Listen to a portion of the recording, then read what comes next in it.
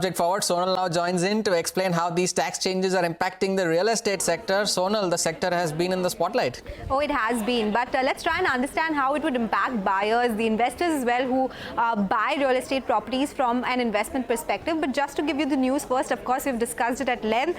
Tax rates on long-term gains for sale on property, it has been reduced to 12.5% versus 20%. And of course, the big change is there's no indexation benefit which is available now. However, there was a clarification from the Finance Ministry which suggested that till 2001 the indexation benefit is grandfathered. That means if you bought a property before 2001, that is you will be taking the cost of acquisition as the rate on 2001, but if it is after 2001, the actual cost of acquisition will be considered for calculating long-term capital gains tax. Now, there have been a lot of calculations done, right? Of course, it depends from individual to individual. The calculations would vary, but on the whole, there has been a calculation which would mean if the price hike in real estate is more than 10%, then the new section would be beneficial. Otherwise, it is going to be the old taxation that would continue to benefit any investor. CLSA says negative for investments with shorter duration and moderate price growth, unlikely to impact end users who sell their existing house and reinvest in a new house because they get exemption under Section 54G.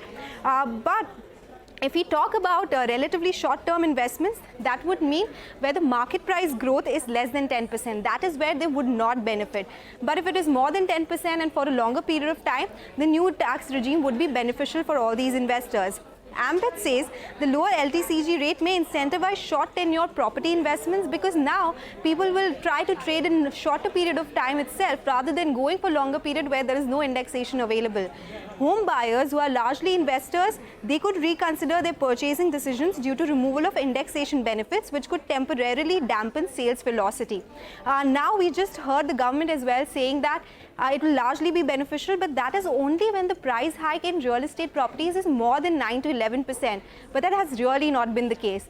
In fact, we spoke to Knight Frank early in the morning and they indicated that annual return on property prices have just been to the tune of 7 to 8%, and it is only in last 3 years that we've seen that 9 to 11% hike. But generally real estate returns are not more than 7 to 8%, and that's why the new tax regime would not be so beneficial for the investors.